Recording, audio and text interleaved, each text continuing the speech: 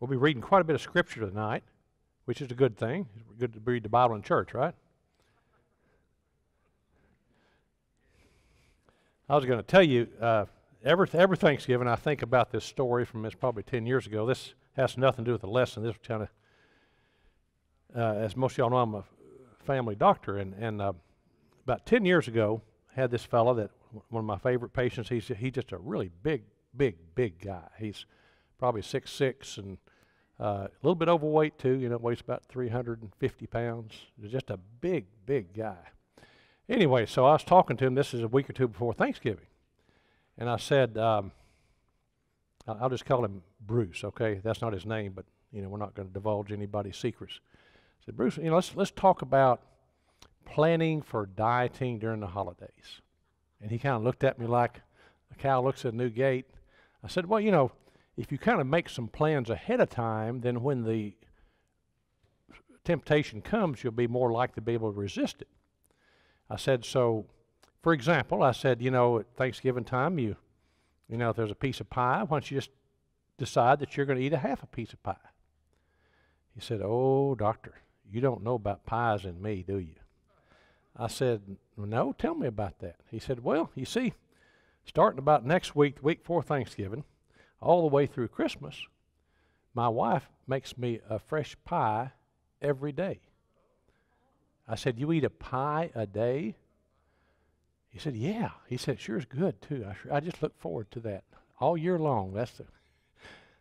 I said, okay, let's rethink this. Let's rethink this. I said, okay, let's make a decision this year that every day you just eat half a pie. And he said, you know, I'll try that. Anyway, I thought, that's the only time in my life I've told somebody to eat a half a pie every day. But, you know, if it's a decrease, it's a decrease, right?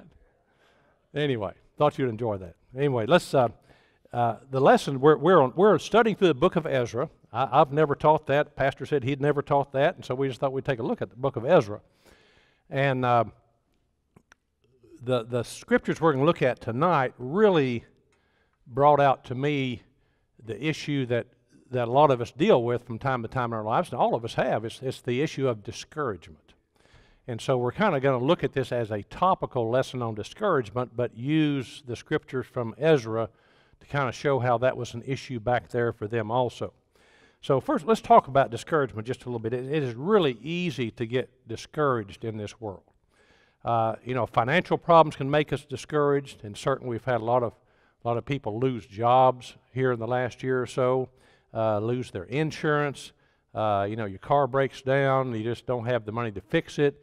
You know, bills are overwhelming. The month is longer than the money lasts, and so that can get you discouraged when you just don't feel like there's a way out or an end in sight to that. Family problems can make you discouraged. I saw a lady last week, about a 45-year-old lady, and I told her, I said, well, have a happy Thanksgiving. And this is at the end of the visit, and she just started tearing up. And so I went back in the room. I said, what's going on? And she said, well, you don't understand. She said, every year, she said, I have two brothers, and they live in this area, and my parents are older and getting really, you know, down, and they can just they still live at home, but barely.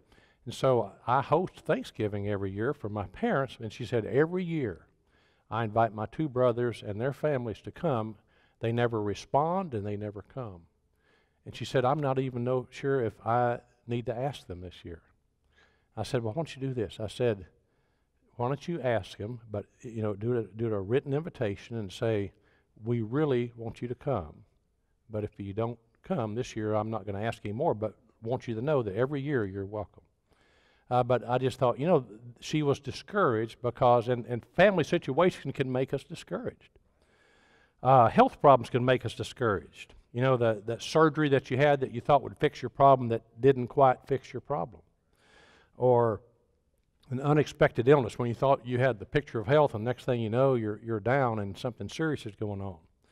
Or you go to the doctor and he's done a biopsy and he says you have the C word, the cancer word. And you really don't hear anything he says after that because it's such a shock to you. Faith issues can get you discouraged. You know, in our life, we can pray for things so hard and so often that when what we want through prayer doesn't happen, we get discouraged. And we really wonder if God loves us and if God's really hearing our prayers. And so there's lots of ways that we as Christians get discouraged. Just this last week, I ran across this 3-minute video on YouTube, and I'm going to play that, and it kind of goes into our lesson about discouragement. Here's a guy who's the opposite of discouragement.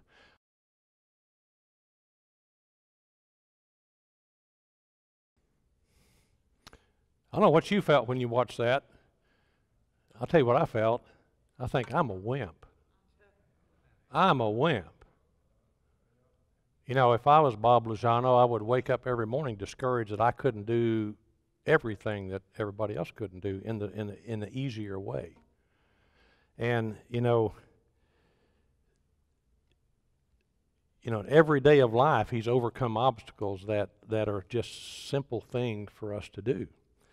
And when I watched that, I thought about the little things that make me discouraged. You look at most of us, it really takes very little to throw us into discouragement. Forget having no arms and no legs. Forget, having some deadly disease, or forget, living homeless in a box.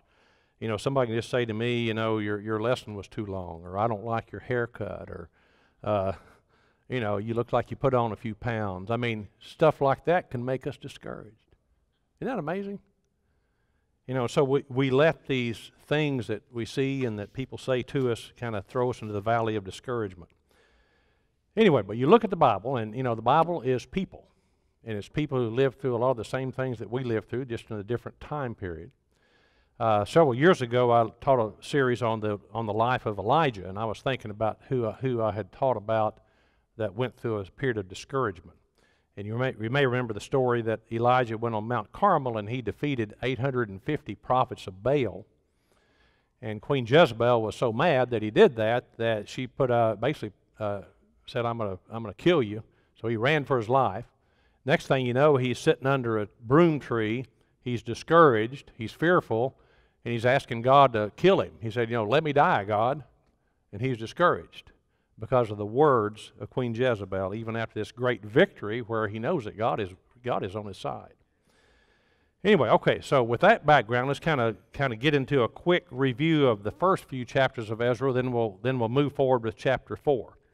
So as the book of Ezra begins, the 70-year captivity of Judah and Benjamin, the southern kingdom, is coming to an end. And so Pastor just finished a series on Daniel, so that's one of the reasons I thought we'd go into this, because this kind of Daniel segues into the book of Ezra. And so in 605 BC, the first group and the largest group from Judah and Benjamin were captured by Nebuchadnezzar and taken back to Babylon. And we believe that Daniel, as a young teen, was one of those first group. And so he, as you know from the story of Daniel, as he grew older and wiser, he became a personal advisor, even prime minister, not just to Nebuchadnezzar, but to a whole series of Babylonian kings. Well, as we studied in one of the previous Ezra lessons, Jewish historian Josephus, who lived in the 1st century, but he has many volumes that you can actually buy today of the Jewish history of the Old Testament, and it tells many things that we don't know from the Old Testament itself. And one of those that was very interesting about this story is that Daniel, as an advisor to the kings of Babylon, that in the first year that the king Cyrus became king, Daniel started reading to him the prophecies of Isaiah and Jeremiah.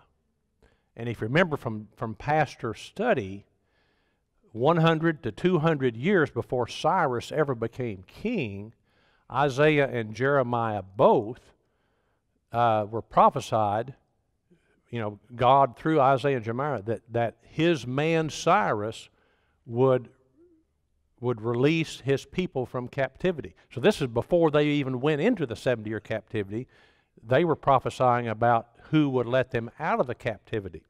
And so Josephus says that Daniel read Cyrus those, and Cyrus was so impressed that his name was mentioned by the God of Israel through prophets 100 to 200 years before he even became king, that he was so moved, his heart was stirred, and the verse 1 in chapter 1 of Ezra says God moved the heart of Cyrus. And so we feel like it was through the work of Daniel. And so Cyrus gives a decree and says any of the Jews that want to go back to Judah and Jerusalem can do so to rebuild the temple. And so he doesn't only let them go, it says he also, there in the first chapter, that he collects 5,400 gold and silver objects that Nebuchadnezzar had stolen out of Solomon's temple before he destroyed it and took it to Babylon. And he gave those things to the Israelites, the Jews, to take back to Jerusalem for them to use in the temple that they would rebuild. And then the third part of the decree was, number one was, we'll let you go. Number two, here's the things from the temple that were stolen by Nebuchadnezzar. Number three was, he commanded all the neighbors of the Jews there in Babylon to give offerings to them, to give them provision for the journey, and also to get set up once they got back, and also to help build the temple. And so all these things were prophesied by Isaiah and Jeremiah. So Cyrus did exactly what God wanted him to, because God was using him even though he was a pagan. And then chapter 2, we looked at, there were some lists, we didn't read them all, but basically it lists the people and their genealogy of the people that went back for this second Exodus. The Jews call this the second Exodus because the first Exodus was obviously when they left Egypt, and if you remember, the Egyptians were so happy to get them out of there, they gave them gold and silver and clothing and cloth and everything, and say, take this and get out of here. We don't want. We've had enough plagues. We had those 10 plagues. Get out of here, please. We don't want any more. Anyway, so in chapter 2, it lists the different families and clans of Judah and Benjamin, and it totaled about 50,000 people, which made this second Exodus back to Judah and Jerusalem to help rebuild the temple. Sounds like a lot of people. That's more people than what live in Stevens County. We have about 45,000 in our county. But if you think about it, back in the time of King David and Solomon, in the time of the United Kingdom, hundreds of years before this, when Israel was at its height, there were actually several million. And so 50,000 is actually what we would call a remnant. Then we got to chapter 3 last time, and we saw that once they got back, they had their priorities straight, because before they even started rebuilding the temple, they first restored worship as God wanted them to worship through the Leviticus laws. And so we showed they had their priority right, because the reason they were sent into captivity is because they had gotten into idol worship and God was not happy with them. And also because, as we studied in lesson 1, they were not letting their land rest every 7th year as he commanded them to do. And so God said, I'm going to send you into captivity for 70 years because for 70 Sabbath years the land has not rested. Anyway, so they come together and worship. And then so tonight we're going to look at chapter 4 and kind of see what happens there. So on your lesson sheet there, we'll read together Ezra 4, 1 and 2. Now when the adversaries of Judah and Benjamin heard that the returned exiles were building a temple to the Lord, the God of Israel, they approached Zerubbabel and the heads of the fathers' houses. If you remember, Zerubbabel is kind of the leader of this group that came back to Jerusalem. And the heads of the fathers' houses, and said to them, let us build with you, for we worship your God as you do. And we have been sacrificing to him ever since the days of Esarhaddon, the king of Assyria, who brought us here. So notice that Ezra, who wrote this book, who actually himself is he's actually in Babylon at this time. He's getting this story obviously from the people that came back. Later he will come with the second group a few years later. But notice that Ezra calls these people that are living there, these locals that are already living there, when the Jews come back, he calls them enemies, adversaries. So I want to take a kind of a sidebar here, and we're going to talk about who are these people? Who are these locals that are living there in the promised land for the 70 years, and even before that when the Jews were taken captive? So what we're going to do is kind of look at some verses, go back to 2 Kings 2 and find out when all this happened and why they're there and why they're saying, we worship the same God you do, and yet Ezra calls them enemies, because that doesn't seem to make a lot of sense. And so let's look at this background. I think you'll find this interesting. So 2 Kings 17. Now, remember, there was the United Kingdom, which was Saul, David, and Solomon, the three great kings, the 12 tribes of Israel. And then after Solomon, it became a divided kingdom. The northern 10 tribes were called Israel. Their capital was Samaria. So sometimes it's called Samaria as the whole 10 tribes. The southern kingdom was Judah and Benjamin, and Jerusalem is in Judah. As you know, Jesus is called the Lion of Judah. He descended, his father descended from the lineage of Judah. Anyway, so the northern kingdom was actually taken into captivity 117 years before the southern kingdom, because they were even more wicked than the southern kingdom. So that's kind of the background of what we're talking about here. So 2 Kings 17, then the king of Assyria invaded all the land, talking about, this is talking about the invasion of the northern kingdom 117 years before the southern kingdom is invaded all the land and came to Samaria, the capital, and for 3 years he besieged it. In the 9th year of Hosea, the king of Assyria Hosea was the last king of the northern tribes. The king of Assyria captured Samaria, and he carried away the Israelites to Assyria. And Assyria was north of Babylon. And the king of Assyria brought people from Babylon, Cutha, Ava, Hamath, Sepharim, I don't know those names anyway, and placed them in the cities of Samaria instead of the people of Israel. And they took possession of Samaria and lived in its cities.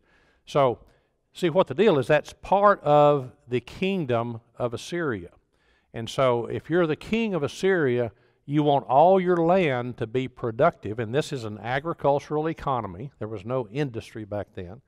And so, if a king has captured a land, he wants tribute or taxes from that land. Well, if he goes in and captures all the people and removes them, then that land's going to lay there and nobody's going to work the land.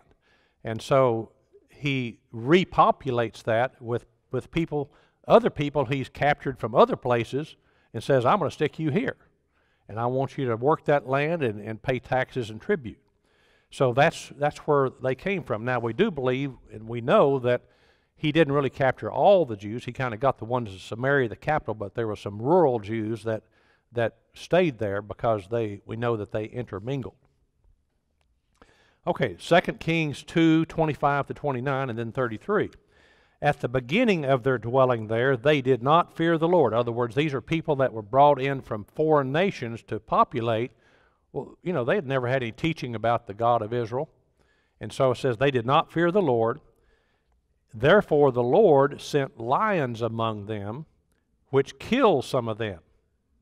So the king of Assyria hears about that. He said he was told, the nations that you've carried away and placed in the cities of Samaria did not know the law of the God of the land. Therefore he has sent lions among them, and behold, they are killing them, because they do not know the law of the God of the land. Then the king of Assyria commanded, send there one of the priests whom you've carried away from there, and let him go back and dwell there and teach them the law of the God of the land. So one of the priests, this is one of the Israel priests, whom they'd carried away from Samaria, came and lived in Bethel and taught them how they should fear the Lord. So what we learn from that is that the common belief among pagans then was that every land had its God. And so if you lived in a certain land, you had to satisfy that God with sacrifices and with worship, or bad things would happen. And so that's what the people that reported this to the king of Assyria thought, well, the God of Israel, you know, you took all the Israelites away, or most of the Israelites away, and you've repopulated it with people who don't know the God of Israel. And so this God has sent lions and killed a bunch of them. So they need to learn about the God of Israel, so the God of Israel will be happy and let these people live there without killing them with lions. And so the king of Assyria sends back an Israeli priest to teach the people, and I'm sure he tells the people, listen to this guy and do what he says if you don't want to be killed by lions. And so if I don't want to be killed by a lion, I'm going to listen and do what this guy says. So yes, they are worshiping God, but that's not all. Look at verse 29. But every nation still made gods of its own and put them in the shrines of the high places that the Samaritans had made, every nation in the cities in which they had lived. So wherever those people came from, they were brought up worshiping false gods and idols. Well, they brought that with them, and they did that too, as well as worship the God of Israel, who they thought was the God of the land. So they feared the Lord, but also served their own gods after the manner of the nations from among whom they had been carried away. So the prevalent pagan belief was that each land had its own god. Okay, so let's see here. So they come to Ezra, they come to the Jews and say, let us help you build this temple, because we worship the same God you do. Well, obviously, Zerubbabel and his people smell a rat. They know that these people are not just holy God worshipers, that they are also idol worshipers. So let's read verse 3. But Zerubbabel, Jeshua, also called, that another spelling for Joshua, he was the high priest that came back with them.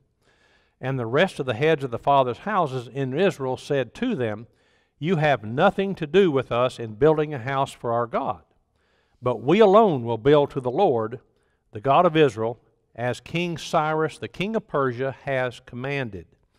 And so Zerubbabel, the leader, and Joshua, the high priest, are thinking, okay, let's kind of rewind this story here. If our God, the Almighty God, has appointed us to return to Jerusalem and build the temple, if he has used King Cyrus, a pagan, to send us back, to release us, plus provision us where we can do this, plus give us the temple things that were stolen by Nebuchadnezzar, obviously we have the favor of God, and God's going to make this thing happen. So why should we accept some pagans in here to help us do this? So something's wrong with this picture. God's going to get this thing done with the help of pagans. And so they're saying, who needs their help? These idol worshiping Samaritans. And that's where the word Samaritan came from. Samaria was the capital of the northern kingdom. And so when all these people came in that were brought in by the Assyrian king, and they intermarried with the rural Israelites that were left, they became sort of half-breeds. And so that's why the Jews, even in the Jesus time, didn't think a lot about the Samaritans, because the Samaritans would like to be accepted by the Jews, but the Jews didn't accept them because they were basically intermarried with foreigners and they worshipped idols. Remember Jesus at the well, woman at the well, John 4, she was a Samaritan woman. Okay, let's see here. So let's read verse 4 through 7 now. Then the people of the land discouraged. Here's the word that we're going to talk about tonight. Discouraged. The people of the land, the locals, the Samaritans, discouraged the people of Judah and made them afraid to build, and bribed counselors, that's lawyers, against them to frustrate their purpose all the days of King Cyrus of Persia, even until the reign of Darius, king of Persia.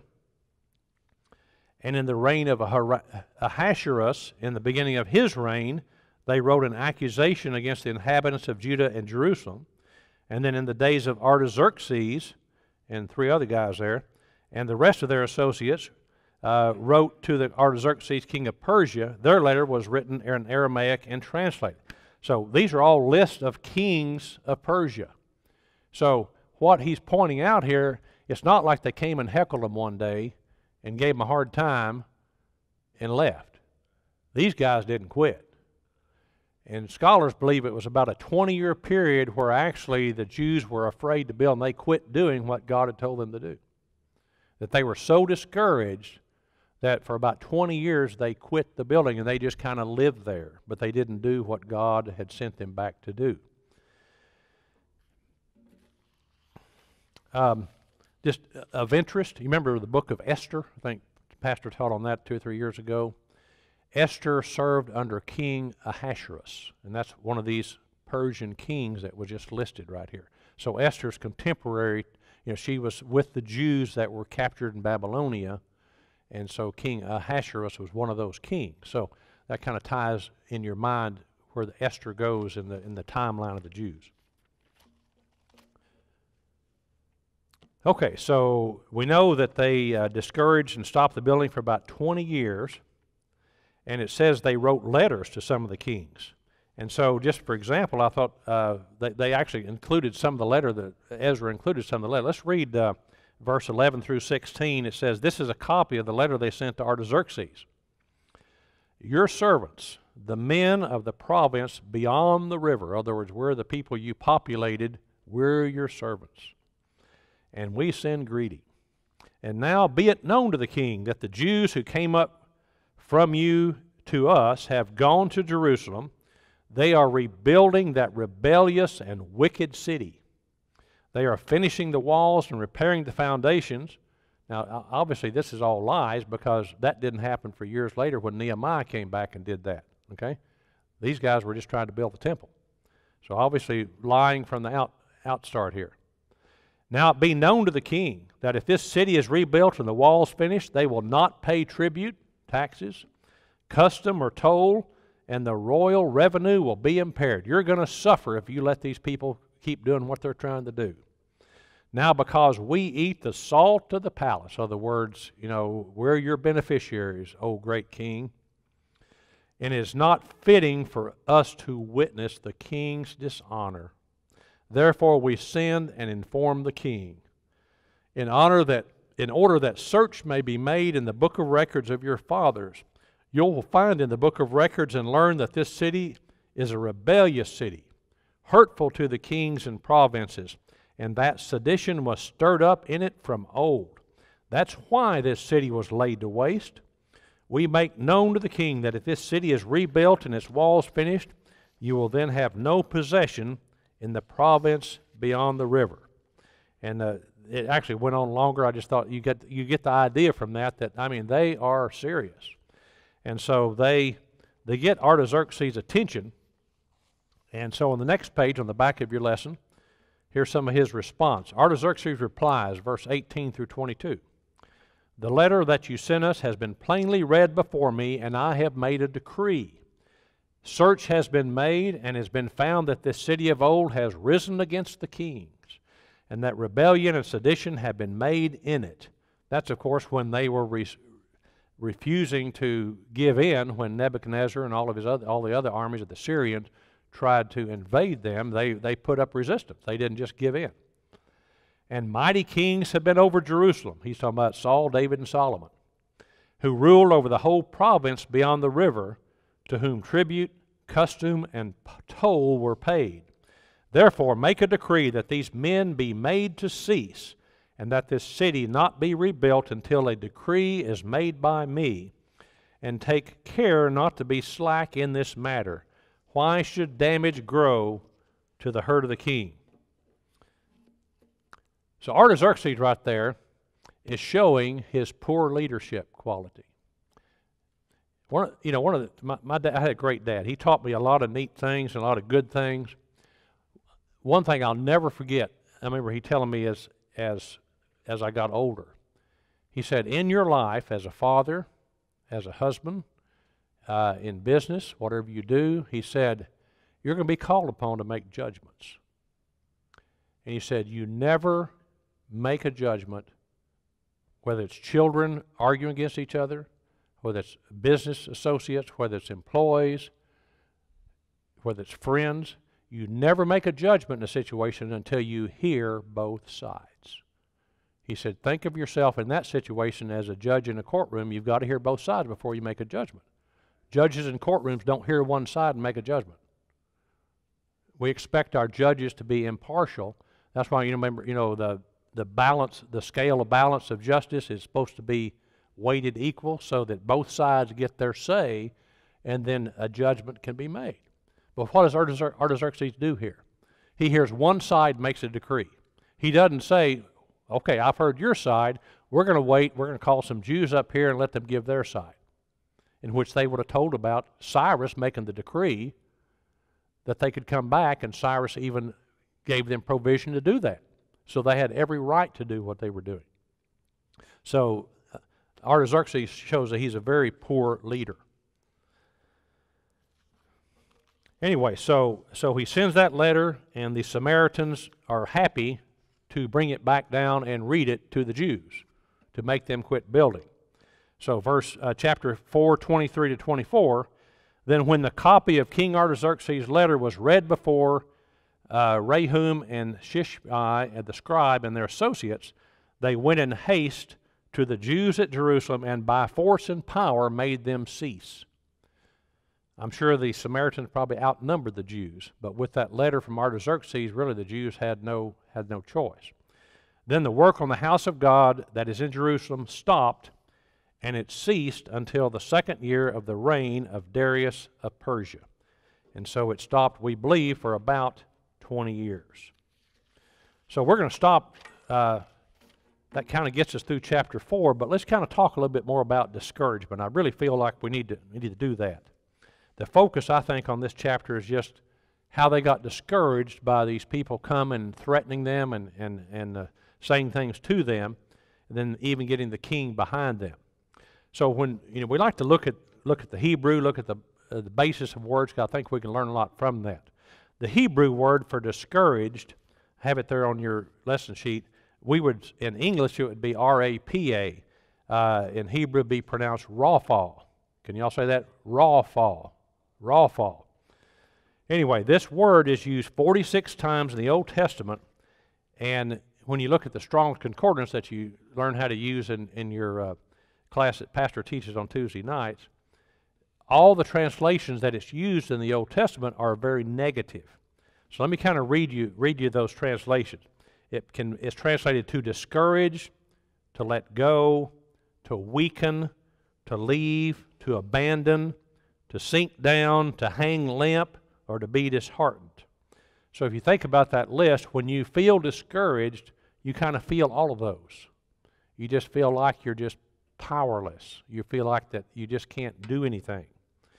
So now let's move over to English.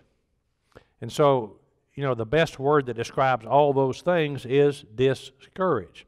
So the word discourage is actually the word courage with a prefix dis, D-I-S. So the prefix dis, when you add that to a word, it means not or reverse. So I've got a list of words there on your lesson sheet. Disbelief means the reverse of belief or not having belief. Disability, like Bob Lozano, means not having a certain ability. Discontent means you're not content. Dislike means you don't like. Disown means you reverse ownership, so you're no longer owning it. So then you take the root word courage, and if you just take courage by itself, it means strength in the face of pain, strength in the face of grief, strength in the face of fear, or strength in the face of difficulty. And so, that's why I think of Bob Lozano. He's an example of courage. So if you add dis to courage, discourage means that your strength in the face of pain or grief or fear or difficulty has been reversed. You no longer have that courage. You just feel defeated. So your courage is absent. You no longer have that strength. So you can say when somebody rawfalls you, like the Samaritans did to the Jews, then you're allowing someone to take away your courage, to take away the courage you have in the face of pain, grief, difficulty, or fear. So what I want to point out is it's a choice. It's a choice.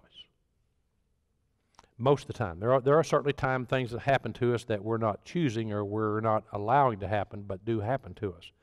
But many times we're choosing to allow discouragement to come into us.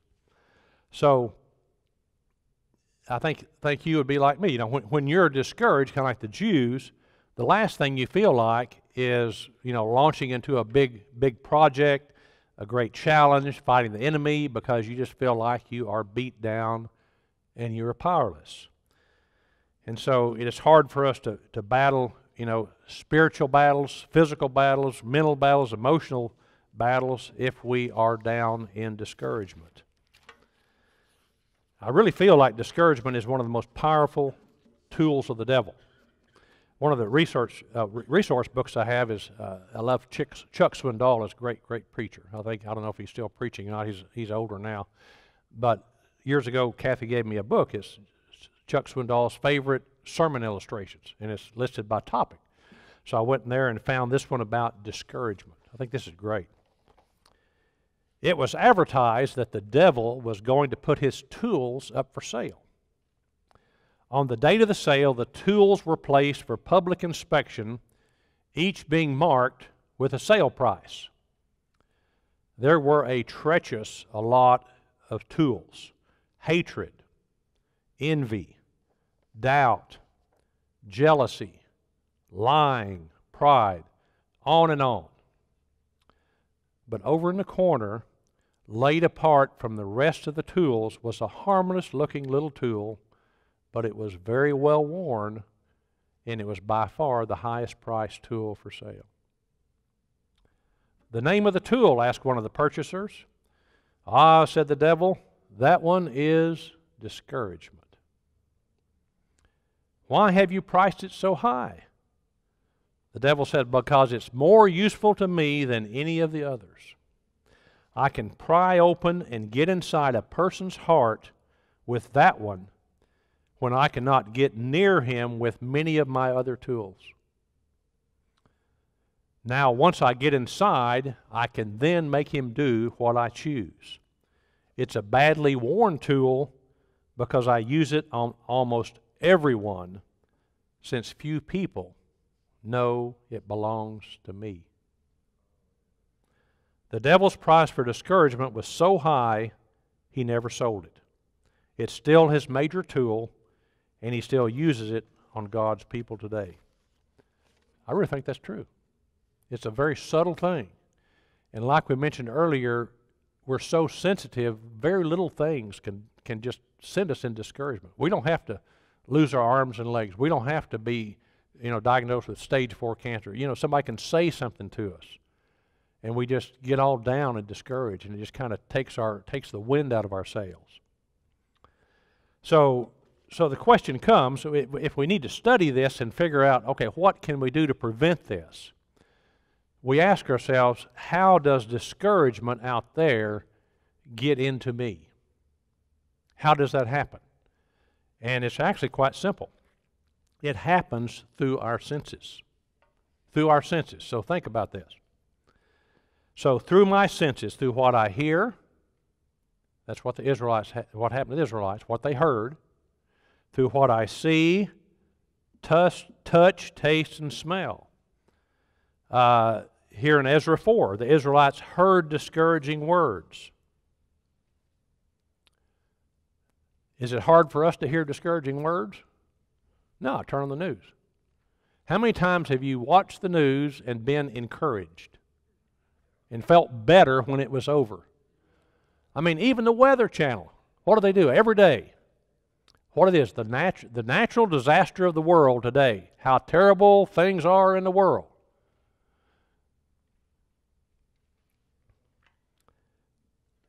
So things you see, things you hear. What about touch? You ever reach for your wife's hand or girlfriend's hand and they pull away because they're kind of upset at you? Well, that makes you discouraged. So touch can bring discouragement or lack of touch. What about want to hug your child and they won't hug back? That can make you discouraged. What about taste? We get drawn in by taste, and we can taste something we really like, food or drink, and we can actually bring that addiction into our lives. And that can make us discouraged. And the last one as I was thinking about this story, I thought about smell. And I thought, how can you be discouraged by smell? And I remember the story from about 15 years ago. You'll like this. I had a patient that was a noodler, noodle catfish. And he's always telling me how good they were. And he said, I'll bring you some. Anyway, so this is July one year, about 15 years ago. And so he comes to the office and he brings me this. It's about as big as a Walmart sack full of just frozen catfish. It's kind of like a bowling ball of frozen catfish in this bag. So I thank him and I tell him I'll be happy to, fry it up and let's eat some fried catfish. So I take it home. Now, I go home in my car and I put it in the floorboard of the back seat in my car and I pull into the garage. Anyway, the next morning, Kathy and I leave for vacation in a different vehicle. We come back a week later. Guess what the garage smelled like? Guess what the car smelled like? July, 100 degrees for a week. I was discouraged. I got to smell that catfish until I sold that car, and I don't think I sold it for very much because I don't think the person that bought it appreciated the smell. I think I had to give it away. Anyway, but discouragement comes to us through our senses. Okay, so if it does, if we realize that's how we get discouraged, what can we do to fight discouragement? What can we do to experience victory over discouragement? Because we need to, because as we have learned, it's one of the subtle tools of the enemy to make us ineffective Christians. Because there are many other temptations he can bring to us that if you're strong, you will never even blink at. But this one he can kind of slip in through your senses. So we have two answers here. Number one, change our clothes. Okay, let's see what that means. Isaiah 61, let's read that, 1 through 3. The Spirit of the Sovereign Lord is upon me, because the Lord has anointed me to proclaim good news to the poor. He has sent me to bind up the brokenhearted, to proclaim freedom for the captives and release from darkness for the prisoners, to proclaim the year of the Lord's favor and the day of vengeance of our Lord, to comfort all who mourn. So, first of all, if the Spirit of the Lord is upon me, we're the ones to be encouraging the captive, the brokenhearted, the prisoners. We're not to be the ones that should always need encouragement ourselves. So we're to be the encouragers, okay? So that's the first thing. And then verse 3, and to provide for those who grieve. So here's the discouraged. To provide to those who grieve, to bestow on them a crown of beauty instead of ashes. You've heard the term beauty for ashes. That's where this comes from. And then instead of mourning, the oil of joy instead of mourning, and a garment of praise instead of a spirit of despair. And so he's saying, when you go to someone discouraged, what you encourage them to do is to exchange their spirit of mourning for a crown of beauty and a garment of praise. In other words, let's get out of your pity party and let's praise God. Let's be thankful to God. And when you're deep in discouragement, I've been there, all of us have been there. What do you want to do? You want to isolate yourself. You just want to sit and just not be around anybody. And so you tend to stay away from other Christians. You tend to stay away from people because you just want to isolate yourself. Well, that's the worst thing you can do. There have been times when I've been discouraged and I just made myself come to church even though I didn't feel like it. But let me tell you, after the praise, the worship, the fellowship, the Bible study, I left encouraged. So what was I doing? I was getting rid of my spirit of despair and putting on a garment of praise. So that's why I said one way to fight this demon of discouragement is to change our clothes, to not give in to that wanting to just sit and soak and sour, and just force yourself to praise God. And it's not always in a corporate way. You can do it at home, reading your word, praising God at home. If you're discouraged, that's what we need to do. And Isaiah says that's what we should do. So we need to trade our spirit of discouragement for a garment of praise. And then the second thing is change our influencers. Change our influencers. In other words, remember, you get discouraged through your senses. What you see, what you hear. So we have to ask ourselves, if I'm discouraged, what am I listening to? What am I watching? What am I reading? In other words, what am I choosing to listen to? What am I choosing to read? Who am I choosing to listen to? This is a choice. Most of the time, discouragement is a choice that we choose, actually. Because we let this discouragement come in through our senses, and we don't fight against it. You know, the older I get, talking about Weather Channel and news, I don't spend more than 5 minutes a day on the news. I look at the headlines, and I figure if something really important happens, somebody's going to tell me. It's like reading all the bad stuff that goes on in the world is not really that important. It's more important to me that I stay a positive child of God, that I can influence other people, than I can read all the junk in the world and get discouraged. Because that's choosing to let the negativity of the world in me. Not just what I read, but what I watch. You know, and what I listen to. You know, I love music of all kinds, except opera. But I love to listen to music. I really do. But as I get older, I find myself that if I listen to Christian music, I feel more encouraged. And so I listen to very little besides Christian music now. And I'm choosing so that what comes into my senses is things that encourage me in the Lord rather than discourage me in the world. So you have to start weighing every area of your life. You know, especially if you're fighting discouragement, you have to ask, who are my influencers? Why am I discouraged? What influencer have I let into my senses that has caused me to discourage, and turn it off? And put on the garment of praise, change your influencers. Because, see, that's exactly what the Jews did. From chapter 4, when they were discouraged, let's look now at what happened in chapter 5. They're on your lesson sheet, verse 1 and 2. Now Haggai the prophet and Zechariah the prophet, that's two of the what we call minor prophets, the shorter prophets, they were there with the Jews. Haggai and Zechariah the prophet, a descendant of Iddo, prophesied to the Jews in Judah and Jerusalem in the name of the God of Israel who was over them. Then Zerubbabel, that was the leader, and Joshua, the high priest, set to work to rebuild the house of God in Jerusalem, and the prophets of God were with them, supporting them. So what did they do? They got rid of their discouragement by changing their influencers. They decided to start listening to their leaders rather than listening to the Samaritans. They made the choice, and that allowed them, after 20 years of discouragement, to start doing what they should have been doing in the first place, what God sent them for in the first place. So we have to ask ourselves, when we're discouraged, who are our influencers? Ask yourself, why am I discouraged? And you get down to the root of the matter. What has influenced me to make me discouraged, when in the Lord I have every reason to be encouraged? And then also, when you are discouraged, to change your clothes, to put on a garment of praise. Don't isolate yourself, but rather praise God individually, but also corporately in the church, and come in fellowship. And that's what we need to do to avoid discouragement.